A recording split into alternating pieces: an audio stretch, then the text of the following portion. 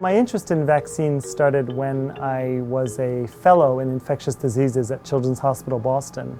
Every day we were called down to the emergency department to take care of children with meningitis due to Haemophilus influenzae type B.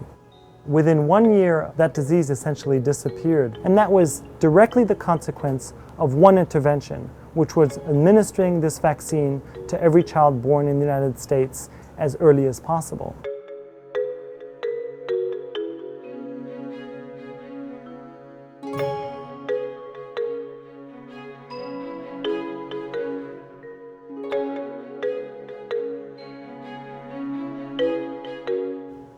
Pneumococcus kills over 1 million children a year.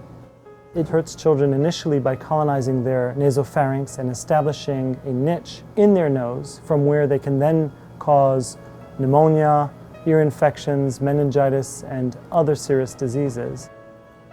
The biggest problem with pneumococcal vaccination programs as they exist today in the United States and in Europe is that these are very expensive vaccines to manufacture. They have limited coverage in other countries that have different strains of pneumococci that can cause disease, whereas our approach, we believe, has the advantage of potentially being generalizable to all pneumococci and therefore providing protection against this organism regardless of the country in which you institute the program.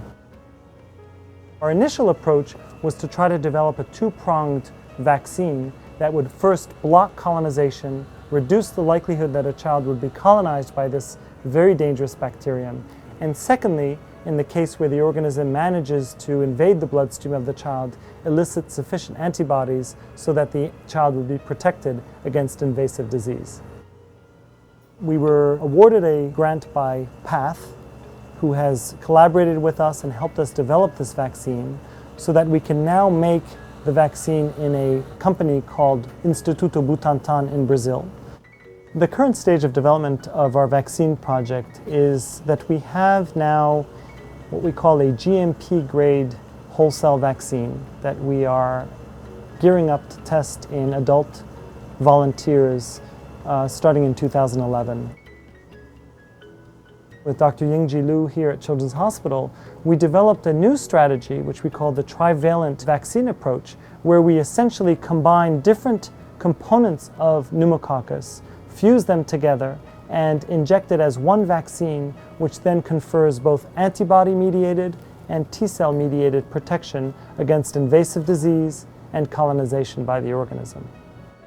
The Technology and Innovation Development Office has helped us from the very beginning of our projects. More recently, this has also resulted in being awarded a grant to Dr. Liu so that we could really pursue the development of the fusion conjugate vaccine to an extent where we would know whether this is in fact as promising as we believe and whether we can in fact institute phase 1 trials in the near future of that vaccine approach.